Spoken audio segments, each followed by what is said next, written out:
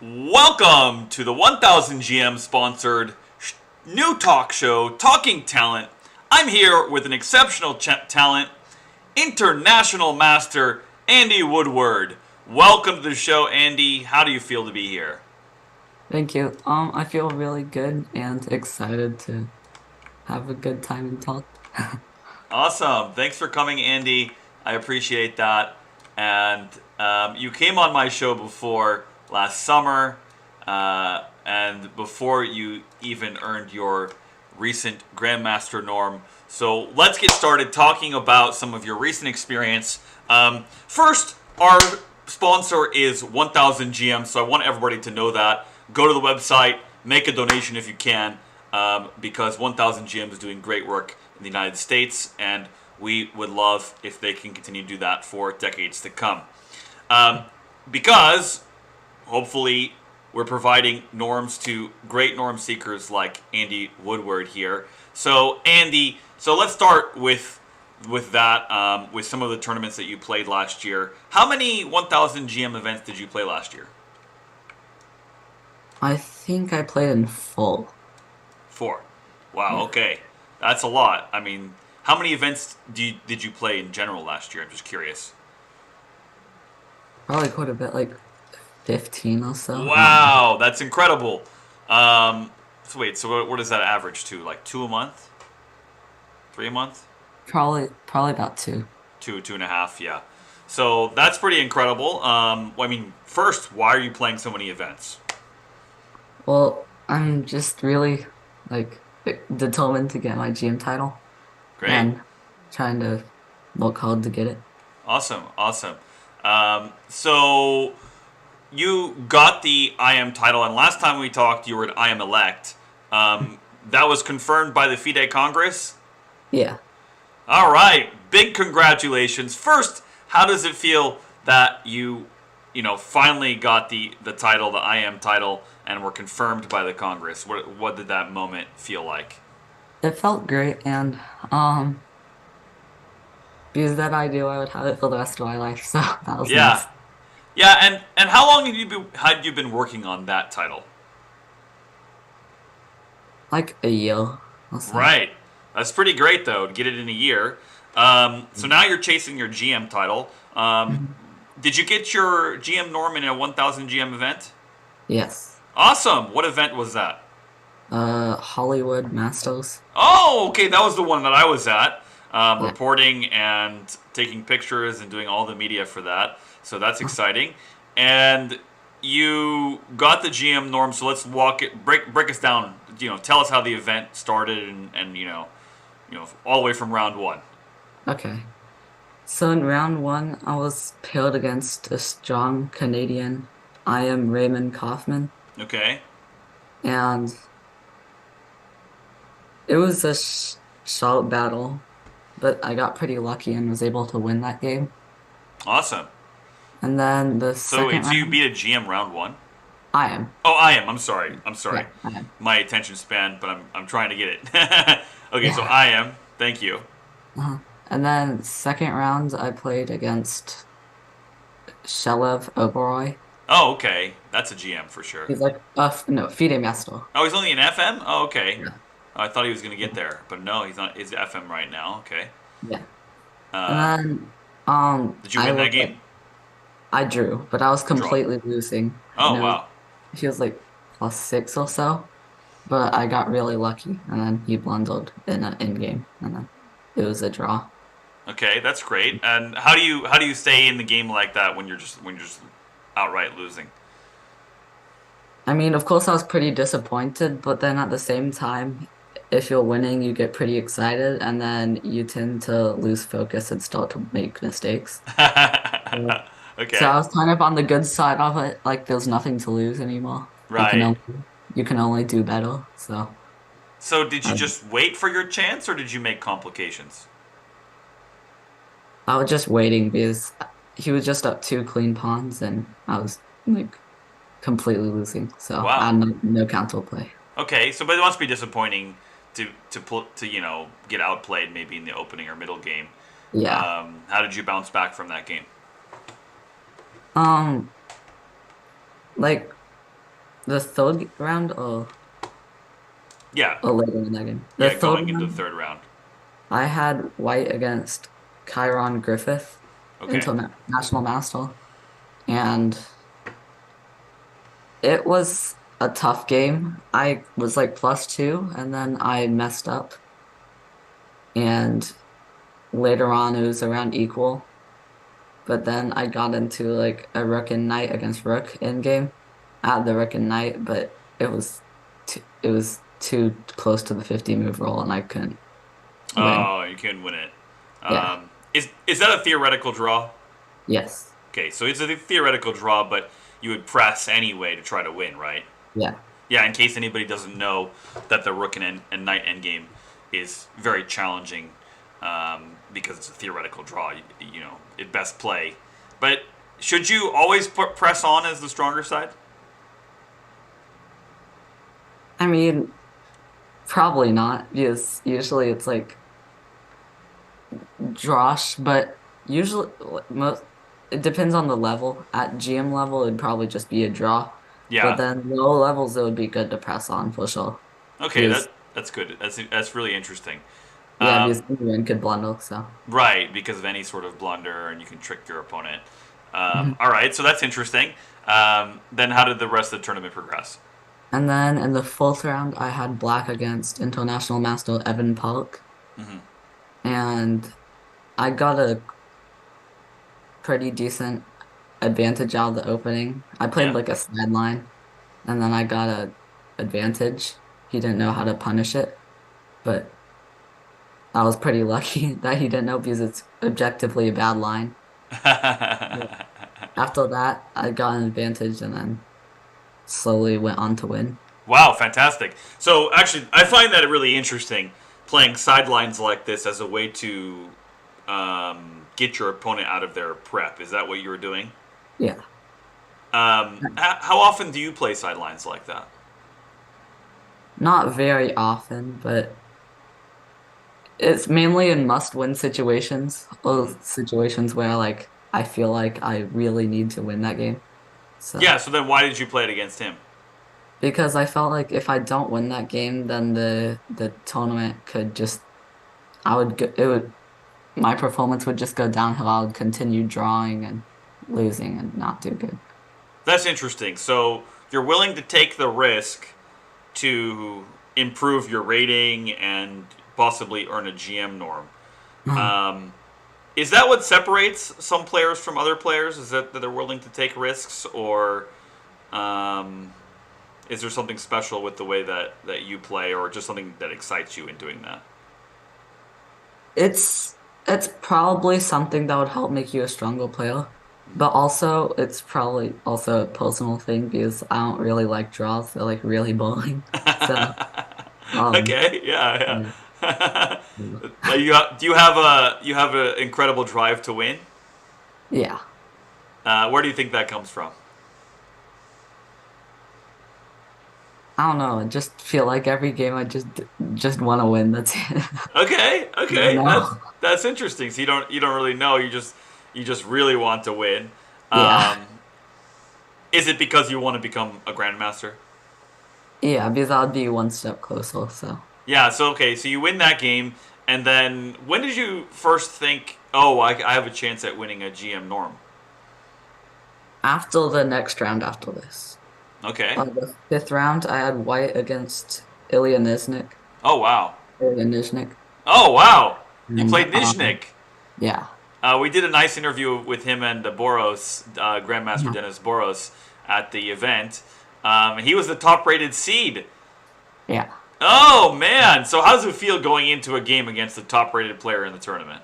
It felt great, and I really wasn't expecting it. Like we were trying to calculate pairings, but there was like we did not at all predict that I was going to play him. Did you And have it? Do you then have any time to prepare? I know this was a Swiss tournament with 2 rounds a day. yeah, Um, usually about like 1 hour or so, 2 hours. But this round was the morning round, so before I went to bed, I looked at a little bit of his games, and then uh huh. I went to bed, and then I got up early and started preparing. Okay. So I had time to prepare. So going into the game, would you say that you were either? I mean, it sounds like you were excited, but were you afraid at all? Afraid to play, one of the highest rated players in the tournament and a very strong open player. Probably a little bit. I can't really remember, but I'm pretty sure that I was a bit like nervous. Yeah. Okay. So yeah. It would be hard not to be nervous, right? Yeah. Okay. So And so then, what was the result of that game? I got really lucky. I won, but Wow. um like it was all because of time pressure. Is he the highest rated player that you've beaten? Yeah. Wow. Okay. What was his rating at the time? I'm just curious. 2687. Wow. That's incredible. And then, I mean, you must have been excited when you won that game. Yeah. What did you do? Did you jump in the air? Did you pump your Nah. fist? Did you run to your mom? No.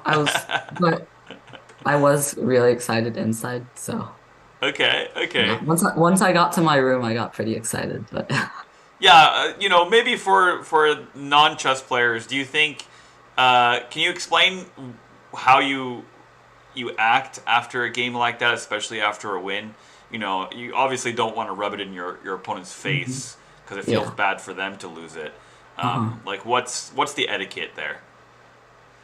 Well, of course, first you shake hands, and Yeah, then maybe for a little bit, if your opponent wants to, you can talk about the game. right, Because mainly it probably wouldn't be best if you asked them to analyze the game because they lost, right, and right, then that'd be kind of disappointing.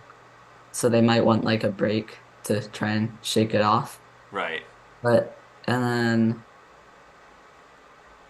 maybe like tell them some encouraging things to That's help kind. them get feel better. And yeah. Okay, I'm curious. Does everybody do that in the chess world, or are you just a nice person?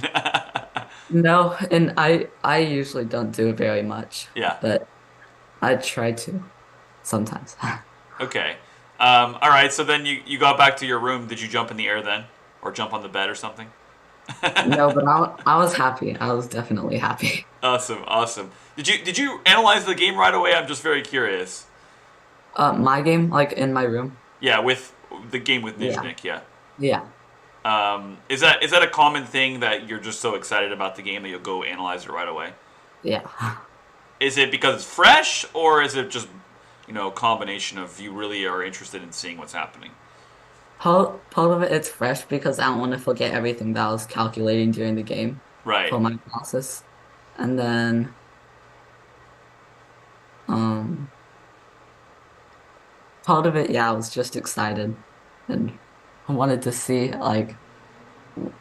when when I got the advantage and like when I made mistakes and all that stuff. Yeah, you mentioned it was an incredible time scramble. Uh, Um, how do you keep your composure when the time's ticking down for both sides? um, I really don't very much, but I try to just What's like funny is that stay Lavon focused. said that to me too. That he couldn't keep his composure when it's big Yeah, pressure like that. yeah.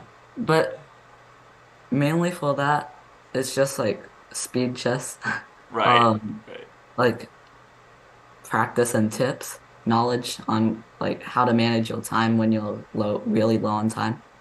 Okay. And Yeah, is that something you've practiced specifically, or just by playing Blitz, you've kind of practiced that? probably by playing Blitz. Yeah, Yeah, just because it's fun, right? yeah.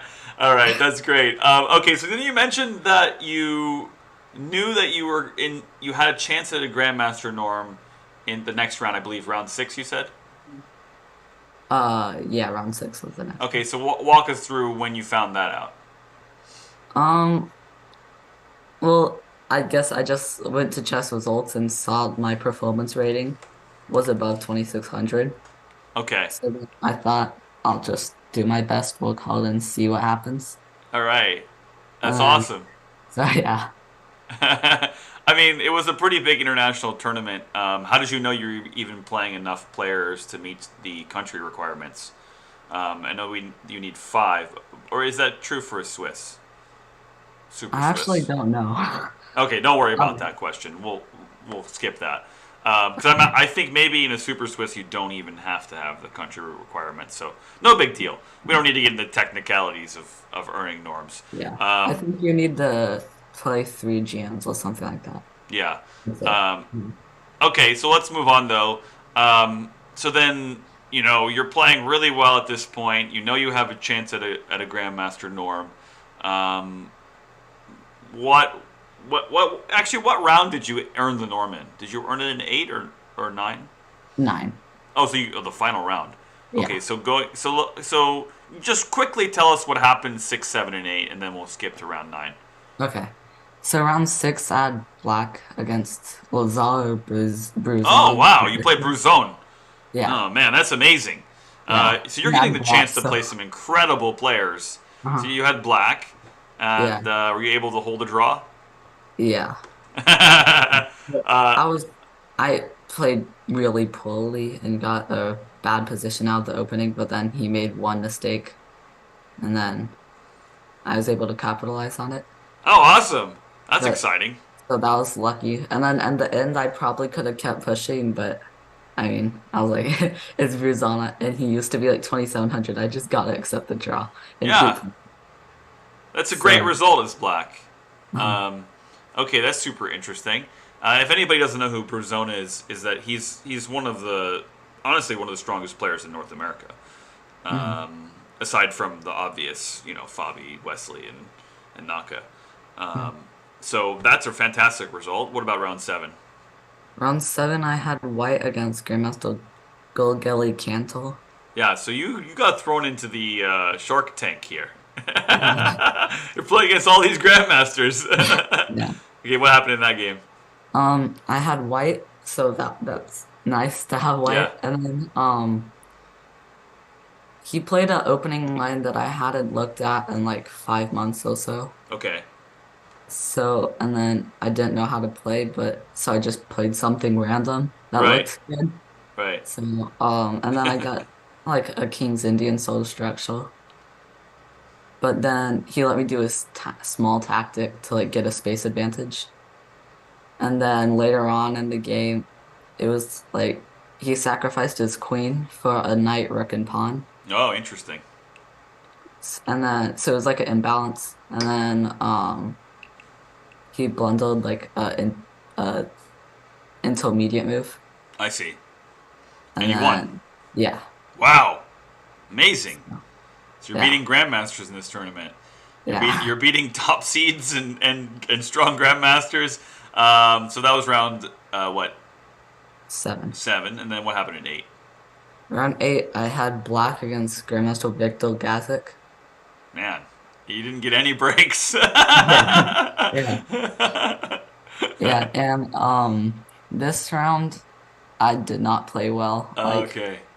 I knew I was like, okay, the GM gnome was probably on the line right here. If I draw, then I probably have a GM gnome guaranteed. Oh wow. And then so I was like probably too excited, and then I lost my train of focus. Oh man.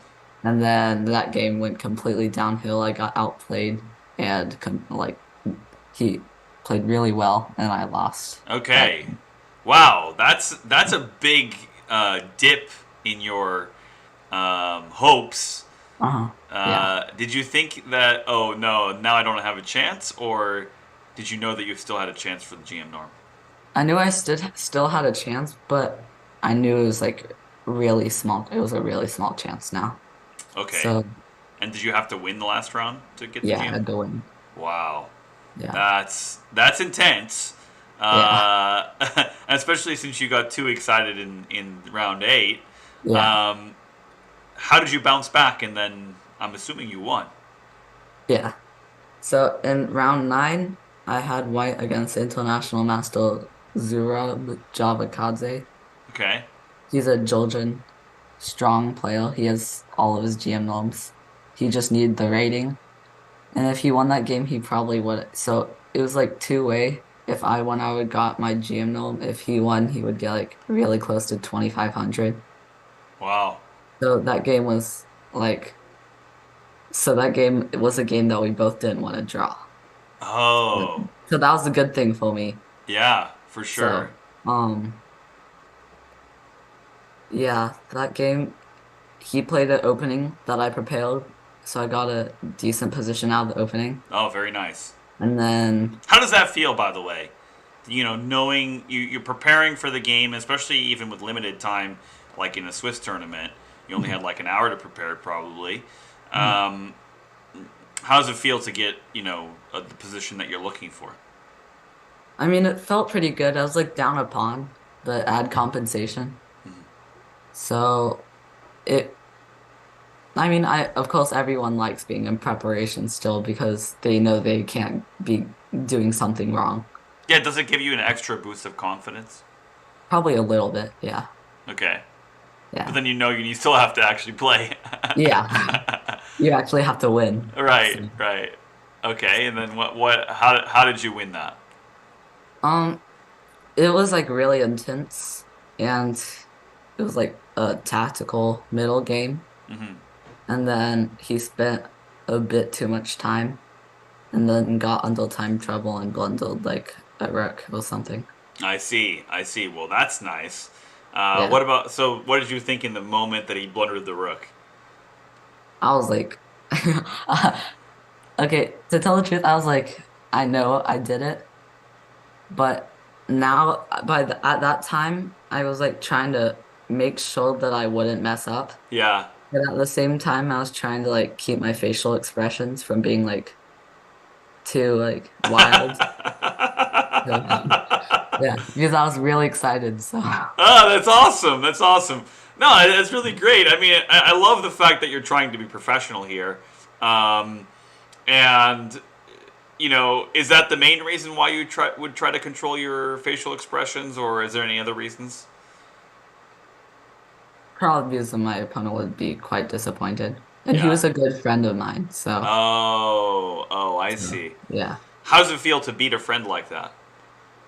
It doesn't feel very good, but I mean, you have to do what you have to do. So Yeah, if Kramnik said if I can beat him, he can beat me. So, yeah, yeah, you're the one that didn't want to lose. So, yeah. that's really interesting. Okay, so then after the tournament, you got the paper right Uh-huh. that said that you got the norm. Yeah. Nice, nice, and so you got super excited. Mhm. And so let's skip forward though. I love that breakdown. I appreciate you going through all those games. Um, Yeah. now that you have one norm, what are you doing to try to get the other two? In case anybody doesn't know, you need three norms to get the GM title. So Andy has one, and he needs two more now. So what are you going to work on to get the next two norms? Really everything. I feel like my calculation is a bit off, and I have to like polish it up and of course improve my openings as always. Yeah. And then so yeah, I that's pretty mean, much it. okay, let's zoom in on that then. Your calculation is a little bit off compared to even player of my strength. About 2100 level. Mhm. My calculation is definitely a lot weaker. Why would you say yours is off? Is it because of the level of competitors that you're playing against? They can calculate super well, or why would you say that? It's just recently I've been missing really basic tactics. Ah, And okay. like maybe around like just like five move variations also. Like Five move variations. yeah. That's a basic tactic. Okay. Okay, so everybody out there, make sure you have your five move variations down. Okay? Because it's unacceptable if you're missing all that. Maybe I'm not just having some ideal, fun. but No, yeah, no, yeah. but you're not wrong. I mean, in some positions, you need that. Hmm. And if you don't have strong calculation, or your calculation gets fuzzy, then Hmm. you're going to miss stuff and lose games, or Hmm. draw and miss wins as well, and draw Yeah. games. Because every half point matters. And Right. even like the 102 move blunders I've been making quite a bit recently. Okay. Yeah. Okay. So that's pretty challenging. Um, I mean, you're still a pretty strong player, and you can calculate pretty deeply. Why do you think you're making that? Is it psychological, or is it just practice? Probably practice and experience. Hmm. I there's many like patterns that I've seen before, but then I forget it during the game, and then after the game I remember about it. Yeah. Because during the game I like forget everything. Yeah. Okay, so what are your goals then for the upcoming year? Are you do you think you can get both norms? Hopefully. And the rating. I'll Oh, try how many rating points do you need? 50. 50. Oh, Yeah. that's challenging. That's really hard. Yeah. Which one's harder, the norms or the rating? Um, Both. Both. But hopefully if I get the norms, then hopefully the rating will come with it. So Yeah, yeah. Um, let's. Well, what is your goal? Or do you want it this year, or are you setting? Are you not putting a limit on time limit on it? I want it this year. Okay. I'm gonna try to work as hard as I can and see where it leads me. Okay. Break down real quickly what that looks like. Working as hard as you can. Maybe, of course, training a couple of hours on a daily basis Hmm. and breaking down my time, using it wisely, Right. and on the things that I actually need, not the things that I already know. Or that you find Mhm. fun. Yeah, yeah. Is it hard to like avoid just playing bullet or blitz for fun? For me, it is because it's a lot of fun, of Yeah, course. yeah, And but if I really want to improve, then I need to work hard. So, yeah. That makes sense. So why wouldn't you just spend 10 hours a day studying? well, because I don't have that much time, probably I have like school and other like church activities Hmm. and other stuff. So you got a busy schedule, and you have a life on top of your chess. Is that what Yeah, you're saying? yeah. Okay. Why do you want to balance the other stuff? Because I guess I want to be a good person as well as a chess player. Mm, And like I want to have good grades for school. right. And That's I need to important. keep up work for that if I want to do good in school. So, Well, that's fantastic. I mean, it must be really challenging trying to get a GM title and trying to get straight A's. uh, You want straight A's too? yeah. Do you get straight A's? In like math and science and reading I do, but not in writing. I like balance out between like 88 to like 95, something like that in Okay, writing. it's still great. I mean, I'm very surprised they make you do writing, because I thought all you Yeah. need to do was type these days. Yeah. Well, that's fantastic, Andy. Oh yeah, what grade are you in, Andy? Seventh. Seventh. So you're in junior high right now. Okay, Uh, wow. So Andy, if you're just joining us, I'm Dylan Quercia. I'm Coach Q, and I'm here with an exceptional talent, international master Andy Woodward, working on his GM title this next year. So we'll say good luck for that, Andy, and let's transition to our second segment, top okay. talent in the United States. Andy, tell us who you chose while I pull up some images of that fantastic player. So I chose Christopher Yoo. All right, let's get some images of Christopher. Tell us why while I pull it up. He's a really promising player, Great. and he works hard, and his rating and progress shows, and his style has been interesting, and I like it a lot. Yeah. Okay. Okay. So tell me why you like his style. Then that's very interesting too. to me as well. He's a very like tactical player, Yeah. and I love tactics, of course. Okay. I think a lot of people do. Do you know And Christopher? uh, I talked to him like a week and a half ago. Oh, great. At a tournament? Yeah. Okay. Have you ever And played against him? no. Oh, okay. You've never had the privilege to Yeah. play against him because clearly you're ready to play against some strong grandmasters, but haven't played Christopher yet. Uh-huh. Um, okay, so you think he's a strong tactical player. Any other things you like about his style? Um, he plays a lot of sidelines in the opening, and he can get good positions out of them. He can outplay his opponents, Okay. and no matter what position he has, he always like works hard and gets a good position. So Right, right. And how long have you been following his games? maybe about 3 years since Okay. the pandemic or so. Wow. 3 years, okay. And he's about 15, I think. So he's a Uh, little bit older than you. Would you say that he's a role model? Probably. Yeah. Okay. All right. So Andy, I like to play a game with each of the players that we choose here, Uh-huh. um, and this is a game called Guess the Chance. So his chance of reaching each new level in chess, right? So we'll start easy with a softball. I believe his rating is like 2630. Real quick, I'll look it up. Um, I think he's around 2595, close to or almost, 2600. yeah, that's right. 20, almost 2600. Yeah, 2595 is his peak. That's right. Which is in February, so very recent. So easy softball.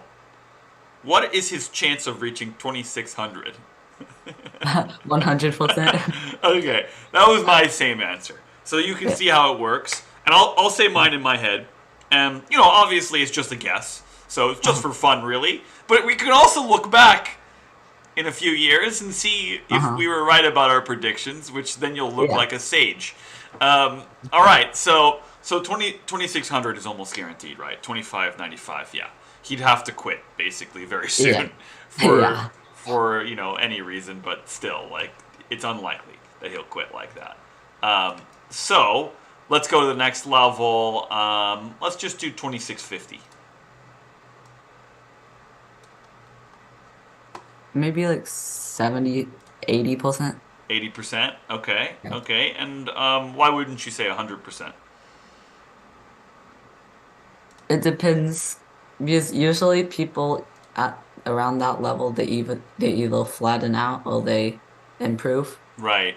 So Okay, and it depends. I think a few people just joined us. So if you just joined us, we're talking about Grandmaster Christopher Yoo, and I'm here with the exceptional talent international master Andy Woodward, and he chose you as the top United States talent. So okay, let's keep going. So he's 2650. You think 80%, and uh, give me one more reason why you think only 80%.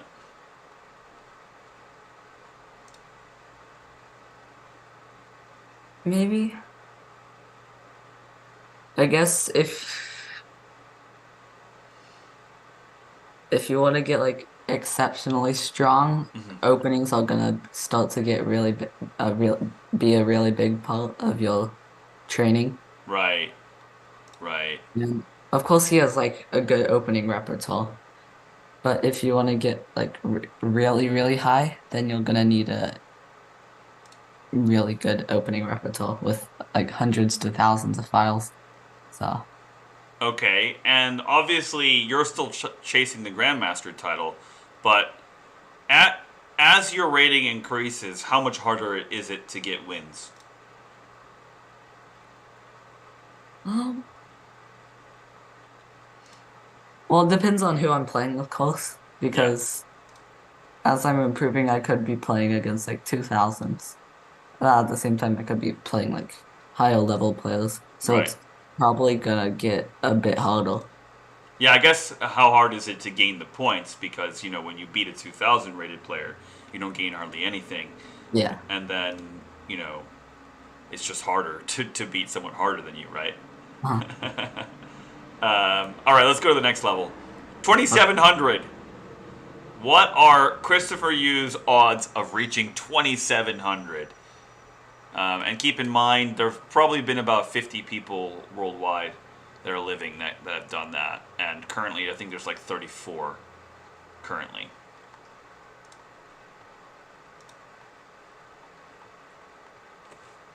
Maybe around 60%, 65. Wow. I would have said 50, but it's not a big difference. But 65 is pretty confident. You're pretty confident he's going to get hit 2,700. Um, what's one factor, one reason why you think he will? Because well, of course he's already beaten like strong players like Aronian and in classical chess. Okay, so if you just And joined us, we're talking about Grandmaster Christopher Yoo, and Andy informs us that he's beaten Aronian. Why is that such a big accomplishment?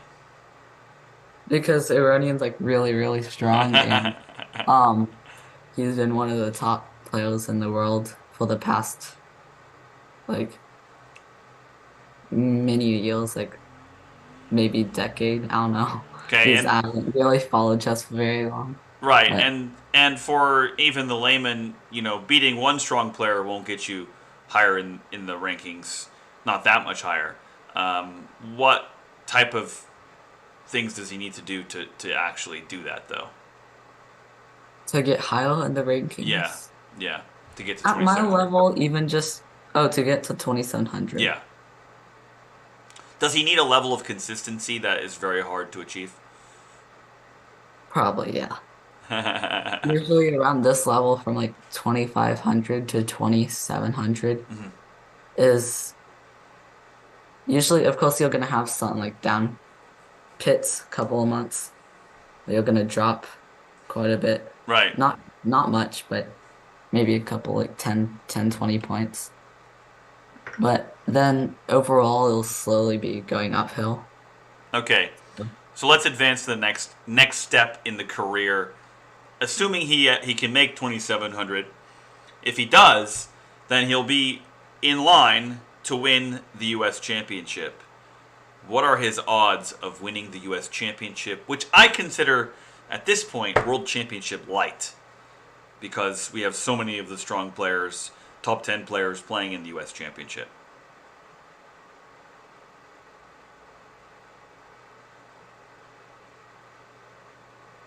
Maybe around like 40%, 30%, something like Okay. that. Which one? You gotta choose one. 30%. 30%. Okay, yeah. Yeah, 25% is what I would choose here. Um, I think people have said up to 40 though, um, because well, if you reach 2,700, you have a good shot. But Mhm. how hard is it to win a big invitational like that? It's gonna be really tough because I mean they're all really experienced. Yeah, And as time of course, like those new generations of new people, yeah, so it'll be really interesting to see what forms in the future. right. And like this year, last 2022, he played in US Championship. So that was his first time playing, and he seemingly did pretty good. So Yeah, he did pretty well against a field of super GMs. So, um, or half the field at least being super GMs. So that's very interesting. Let's go one step further. The World Championship. What's his chance of winning the World Championship?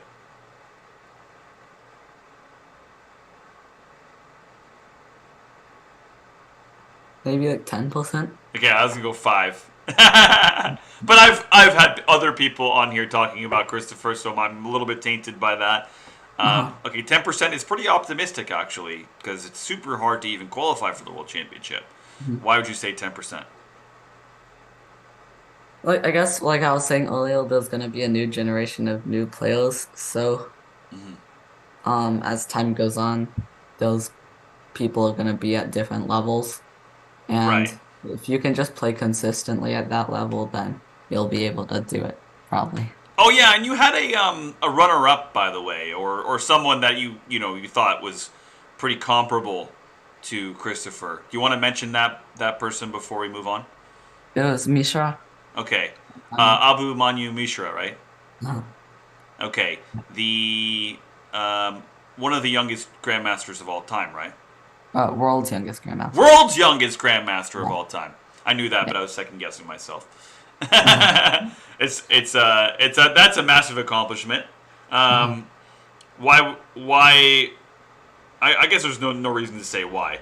Obviously, it's pretty apparent why he's side by side with Christopher Yoo.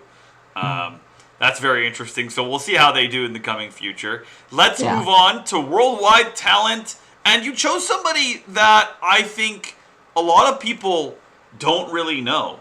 So this is pretty interesting. Let's go to the worldwide talent. And who did you choose? I'm probably not gonna pronounce this right, but it's Erdogmus Yagiz Kaan. Okay, Erdogmus Yagiz Kaan. Okay, let's pull him up real quick. Give us an intro on this player, since a lot of people won't know who this player is. Do you know where they're from? Toki. Turkey. Okay, from Turkey. And why would you choose them as top talent in the world? Um, he's a really strong rising 11-year-old, Mm-hmm. 11 years and old. Wow, he that's played super young. Do you know his rating right now? 24-45. Okay, and he's an IM, then I'm guessing. Yeah. Okay. I mean, of all the players you could choose, you chose somebody super young, so that's very interesting. And where did you say he was from again? Toki. From Turkey. Okay, there's a lot of Turkish talent. So what do you think he has that a lot of other talent doesn't have? Um, for one thing, confidence, and Ah, another thing is like his play is very consistent. Like usually if he starts off the tournament strong, he finishes strong. right. So yeah. Yeah, I have a few. I pulled up a few photos of him with his trophies crossing his arms. He looks like he has a lot of confidence. Why is that a big thing for um, top talent to have? Why do you need that type of confidence? Well, going into the game, confidence is like 20% of the game Mm. because it determines on how hard you work. And the harder you work, the better your results will be. So, um, his confidence is really high and he's always like a happy person. And yeah, at least from what I've seen when I was with him in Spain. Okay, yeah. Tell us about that. How did you meet him? Uh, well, I first met him at Sunway Sitges. It was in December, tournament in Spain. And well, I met him when we were at a ping pong table tennis table. Oh, So that's fun. yeah. Was there like a game room or something to play in? Yeah. Oh, that's excellent. Um, so I'm guessing you play table tennis I played it as a hobby. just for So fun. yeah. Did he beat you? I didn't play him Oh, okay. specifically, but we played like multiplayer. It's like around the table. Okay. But, like there's as many players as you want. Anyways, they all just hit the ball and then run around the table. Rotate around the table, hitting the ball. And Oh, whoever wow, that's fun. it's like normal ping pong, but people rotate around the table and whoever doesn't like hit the ball back is out. And then That's hilarious. So you met him at that table, yeah. and then did you see him play any games there? Yeah. Did you play I, against him at all or no? no. Oh, okay. But like every round I played like one or two boards off from him. Oh, So wow. these ratings were really tight. Okay, and were you guys in contention for any norms or first place? not for first place. Well, in the third round, he did play against the eventual winner of the tournament, Oh wow. Kirill Alexenko. Oh, okay. So this is a really big tournament. Yeah. If Alexenko is playing, okay.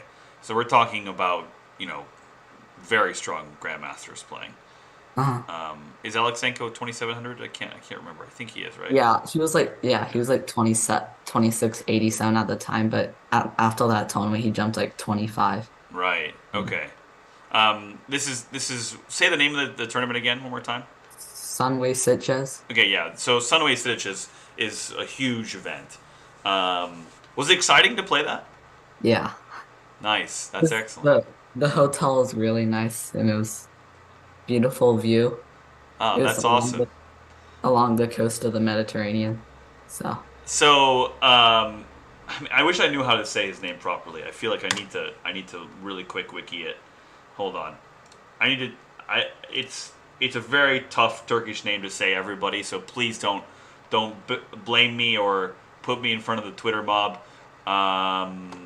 That's not his wiki. Um, 1 second. We're gonna look it up because we got to say his name correctly. okay. Uh, well, at least we'll say his first name or last name. Okay, I'm playing it. Erdogmus. It's hard. Erdogmus. Erdogmus. Erdogmus. So it's Erdogmus in English, I would say, but Erdogmus, basically. So Erdogmus, he is one of the top. Is he the top Turkish talent? Like junior or Yeah, junior, basically. Yeah. there's a lot of people above, well, not a lot, but there's a couple of people overall full, but definitely full around my age, his age. He's definitely like by far number one. Okay, yeah, for the age group, that makes sense. That Yeah. makes sense. All right, so let's talk about his eventual rise. What do you think the chances are of reaching 2,500 and that he'll get the Grandmaster title? 0 to 100%. Maybe like 90. All right, 90% for Erdogmus. So why not 100? Because I guess these 50 points are really crucial. Right. Um, it actually would probably be closer to 95 maybe. Okay. Because like I guess it can't be too hard, but if you just give up and start like on the having fun side of chess, then it doesn't go well. Yeah, yeah. Yeah, you could get distracted by life too. So I appreciate that you left some little bit of room. But at 11, he's very close. Yeah. He should be able to reach it. Not knowing him as a player, I would say you're probably very close to 95%. Would make sense. Okay, let's go a little bit further. Let's say 2,600 then.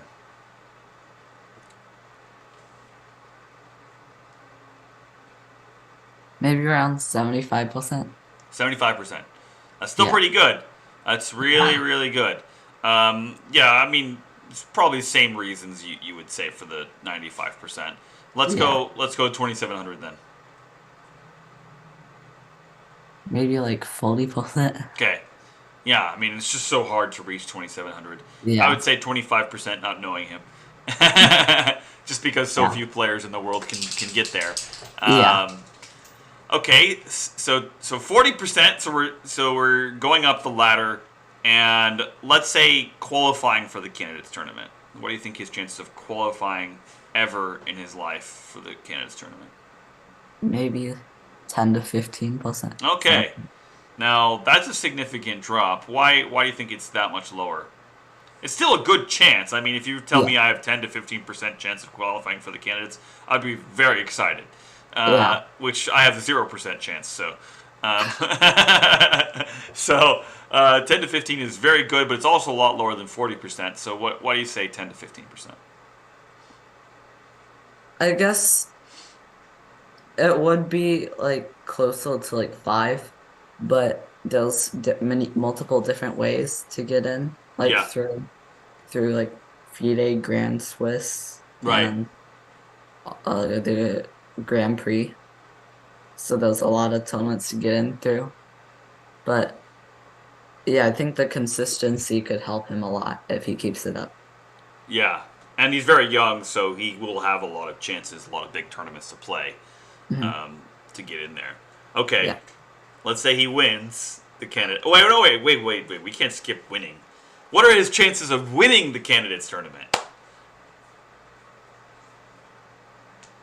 maybe like 5%. Oh, 5%. Man, that's still very high. I mean, he hasn't even hit 2,500. I would say 1%. Yeah, yeah. 5% is still very high, though, and that's. I mean, it's your choice. You don't have to change it on what I think. Um, uh, I guess. Do you think he will? You chose him for top talent for a reason, so do you think he will be able to win the Canada's tournament sometime in his life?